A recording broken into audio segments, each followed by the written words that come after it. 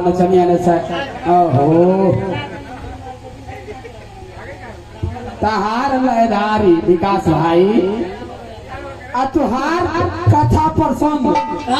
सुन करके हमार महमंडे ऑफ हो गए। कथा के मतलब क्या होला? कथा के मतलब ये होता है कि जिस तरह हमको मान लीजिए कि चाचा जी गार्जियन हैं, करीब 5-7% के नाम लिए, यहाँ से गाइए वहाँ से गाइए, श्रवण के व्याख्या कीजिए, दशरथ मरण के व्याख्या कीजिए, तो कोई एक ही पर्सन न गाइएगा। तो हमको जहाँ से अच्छा लगा वहाँ से हमने उठा दिया कि आखिर पिंड कब से पड़ने लगा। ये दशरथ मरण हुआ, दशरथ जी का मरण होने के बाद भगवान राम पिंड दिए गया में जाकर के, इसलिए हमने गाया कि दशरथ समान हमारे चचा जी को जो प्रतिमा लगा है राम गोविंद महतो जी के, ये दशरथ समान है, इनका मृत्यु हुआ, हमने व्याख्या किया। और आपने क्या व्याख्या किया? मरे हैं यहाँ गार्जियन और लड़का के मुआ करके व्याख्या कर रहे हैं। मने लड़का मुगल बा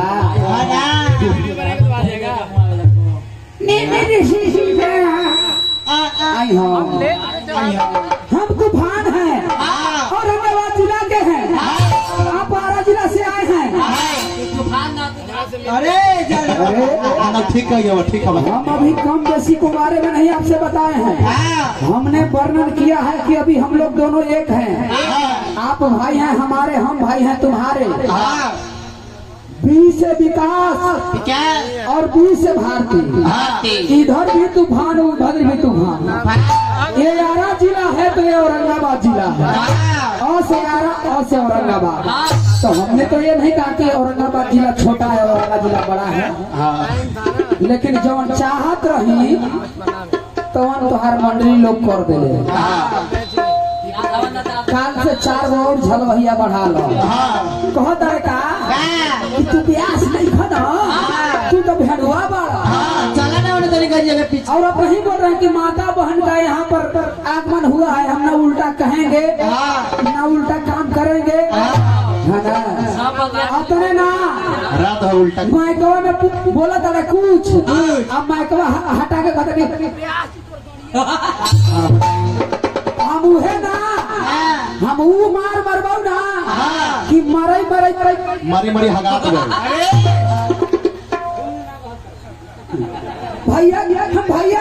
भैया के प्रधानता देते हैं। अब माइकवा हटा के अरे तरह कर रहा अरे भैया हम आपके जिला में आए हैं, आप हमको इज्जत दीजिए, चाहे इज्जत दीजिए चाहे बेइज्जत कीजिए, 4 जूता मरबो कीजिएगा ना तो हम सहेंगे, कहे कि आपके जिला में हम आए हैं। यहाँ तो मरबे करबो, रोडो को घेर के मारे लगो तो हम क्या कर सकेंगे?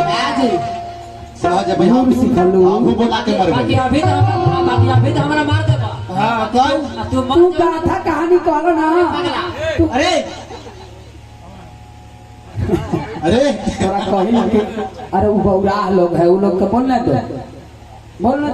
अच्छा हमारा जिला से आए हैं तो अपना मंडली लेकर आए हैं, औरंगाबाद जिला के मंडली है। अगले बार भी कार्यक्रम नवल किशोर के साथ गाए थे, अपना मंडली लेकर के आए थे, लेकिन जितना है उतना ही में हम बने रहते हैं।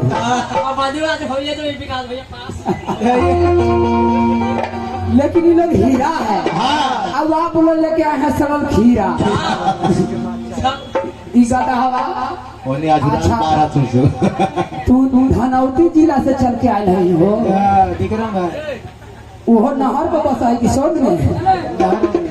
वाह वाह बबुआ रे,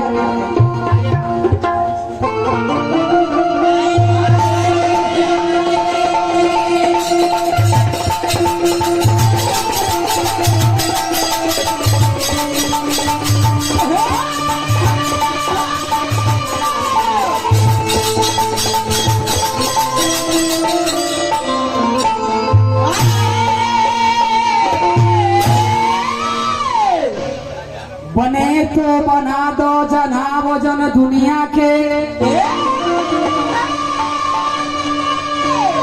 बड़ा भाग से भैया ई तो मिलल शरीर बा एक से अनेक बा अनेकों से एक बा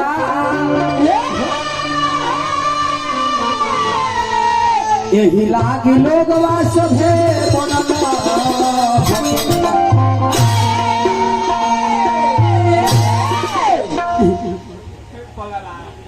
भारती तूफान के दादा रहले न तका तो हाथी पड़ले रहले बाबूजी ना बाबूजी के व्याख्या करते दूसर बात बा ई दादा पर चल गए हम तो इनको ना बाबूजी के बोले हैं ना दादा के बोले हैं दादा बम अब शुरू में सुमरन में बोलबो किए हैं तो नचनिया के नहीं बोले हैं मेरा भाई के बोले हैं उनका औकात है तो पहले तू सो पोसा इनकर बाबूजी का तो हाथी पड़ले रहले आ हाथिया मर गए भारती जी सीकर टकले चल चल के हमरो दादा हाथी पड़ले रहले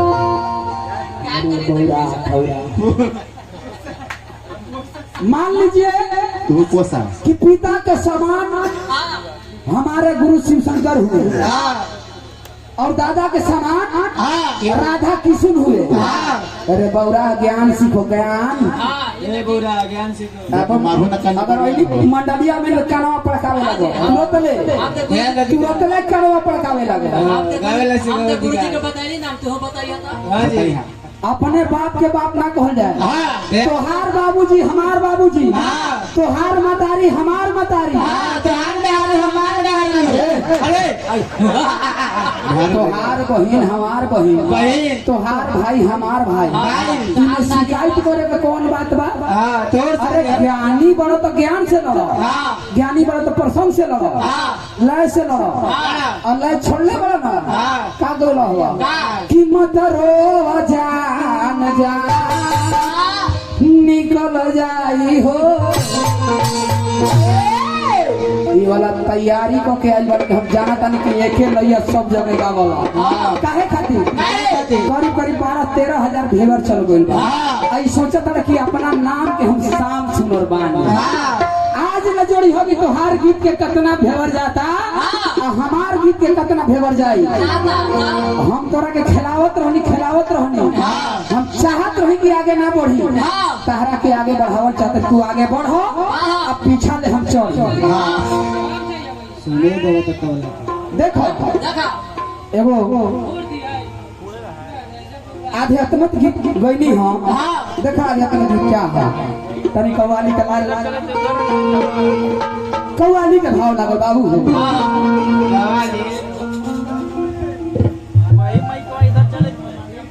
चलता ही ना ऐसे सिखावे तो हमारे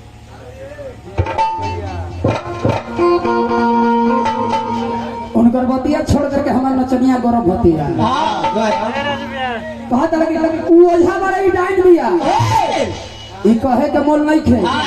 वास्तव में हम ओझा के बाप और डाइन के मौसा हैं अगर ऐसा बात है तो 20 चौराहा पर बुला करके और प्रशासन के साथ हमको बुलाइए दूध के दूध और पानी के पानी हम ना कर दिए तो मेरा नाम तूफान नहीं संत से मुँह लागो तो शुरू में कादर होता ना संत से मुँह लागे के चाहिए ना लट से मुँह लागे के चाहिए वास्तव में ना हम ओझा हैं ना डाइन हैं हम एक अघोरी हैं अघोरी विकास तू चाहत रहा वजन ले तो हम जा दिन चाह वो दिन घर ही बैठले तो हर गाँव नैया थप करा दे घर ही तुम मछली पीने लगो हमारा दिन हुआ विनोद हलचल का आँख चौपट हो गया था मेरा दिन है कि अभी चल 7 दिन में हमको आँख ठीक किए पता करो सब ये भी ज्ञान है ये भी ज्ञान है सब क्या तू प्रोग्राम जाओ तलो घरे बैठल 10 से 15 हजार रुपया कमाई ले सही बात उनका तीसरा मैदान एक से एक रोगी आवेले हमरा वाह वाह बबुआ रे भाव का लगो अरे जिंदगी एक किराए का घर है जौना मन में तू भूल बड़ा हम ये हैं हम वो हैं कुछ भी नहीं है अरे औरत की नचनिया पे सामने अरे नचनिया तो माफ कर दो ई खाली नचनिया के पीछे पड़ल बा का है ई जाना तरह के चाह जाए तो हम उलट जाए अगर अभी एकरा के नाच ही वास्तव में कलाकारी में उधिया जी है दोनों परानी कोई शुरू हो गया है आप जानते हैं कि सड़क के जो कच्ची लोहे की तलवार बनी हो उसे धार बदल कर क्या होगा जिस वक्त की स्पीकर झड़ गया हो जल गया हो उसमें तार बदल कर क्या होगा जिस नर की नारी पागल हो तो इसको श्रृंगार बदल कर क्या होगा अगर एक बचदानिये खराब हो तो तोरा ऐसा औरंगाबाद जिला के ब्यास भतार बदल कर क्या बददानी खराब है सब खराबे है ज्यादा चाहिए वास्तव में बच्चा भी खराब है थोड़ा सा स्त्री मत होकर खोलो थोड़ा सा थरथराई दे पहला अरे जिंदगी एक किराए का घर है। एक ना एक दिन बदलना पड़ेगा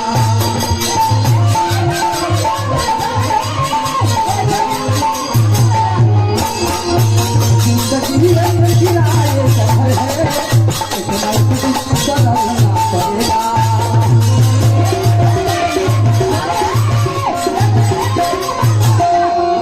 जिंदगी एक किराए का घर है। जहाँ तक किराए के घर के मतलब अपना नचनिया ले पूछो कि हो हमारा भी किराया पड़ल साल भर रहल एक बार बदल दे यही जे प्रमाण देता है। एक साल हमारा भी रह करके आ सीख करके बदली कैले दी आज तोरा भी दिया करके हुआ के पास चल जाए। जिंदगी एक किराए का घर है। एक ना एक दिन बदलना पड़ेगा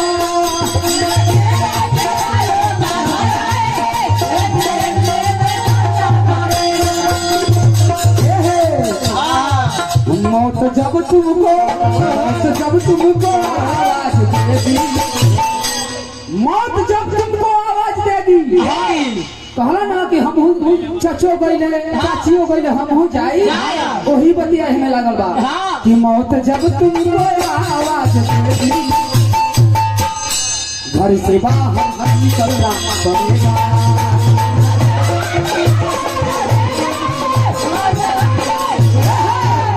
जब तुमको आवाज देगी घर से बाहर निकलना पड़ेगा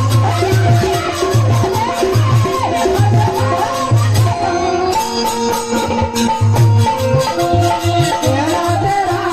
गलियों से मुस्कान है फूलों का चेहरा तेरा गलियों से मुस्कान है रंग तेरा रंग तेरा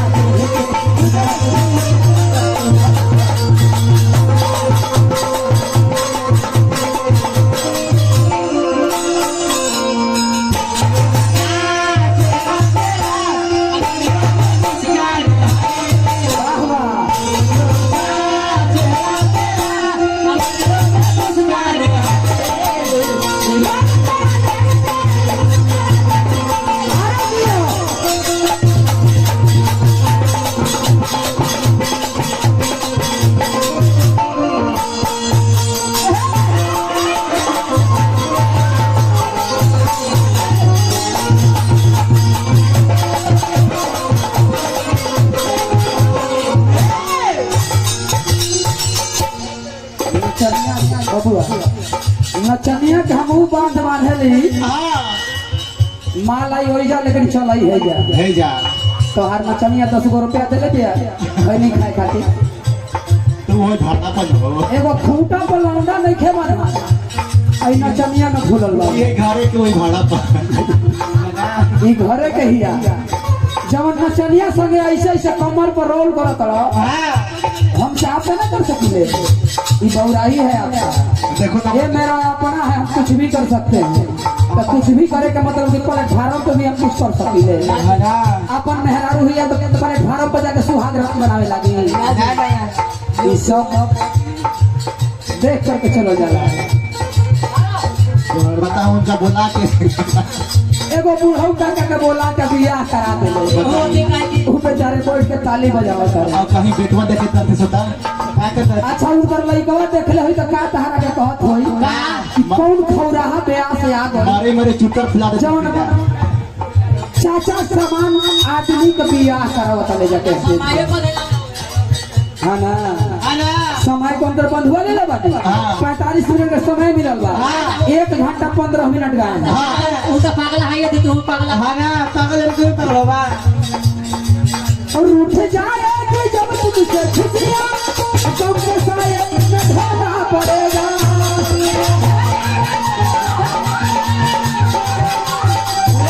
और उठ जाए कि जब तुझसे खुशियां कब के साए में ढोना पड़ेगा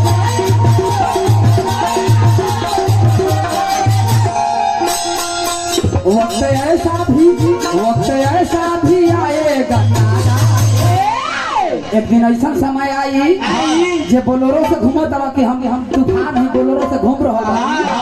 एक दिन ऐसा समय आई ना कि तारा पैदल चलल मुश्किल हो जाए अरे वक्त ऐसा भी आएगा नादा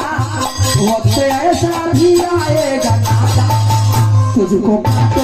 चलना पड़ेगा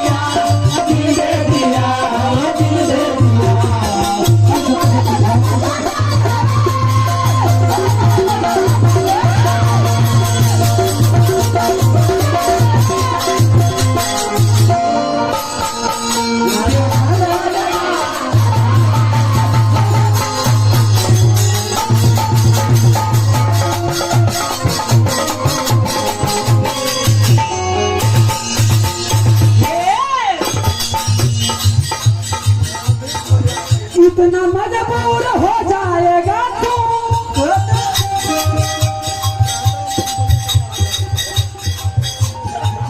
इतना मासूम हो जाएगा तू इतना मजबूर हो जाएगा तू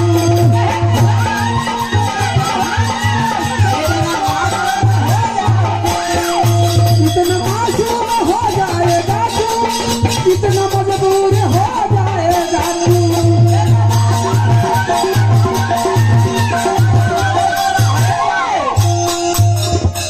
खलीदा बहुत लगा अच्छा हम उतना काहे खातिर बने हमारा जितना बुझा कमे बुझाला कमरे में चले अब तोहार मंडली लेखा हम तूफान ना कि 7 साल से एक मंडली बगावता नहीं हमारे क्वालिटी हो 100 गो प्रोग्राम है तो 100 गो मंडली लगाई ये जो मखमल का चोला है तेरा ये जो मखमल का चोला है तेरा तुझको लकड़ी में जलना पड़ेगा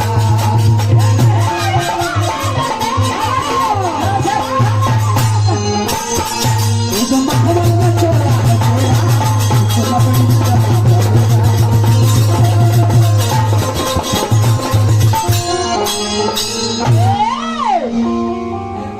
अच्छा ये बौरा कलाकार संग हम बौरा ही करी तब न कलाकार हो लेकिन जब तू कहले बाड़ो विकास तोहार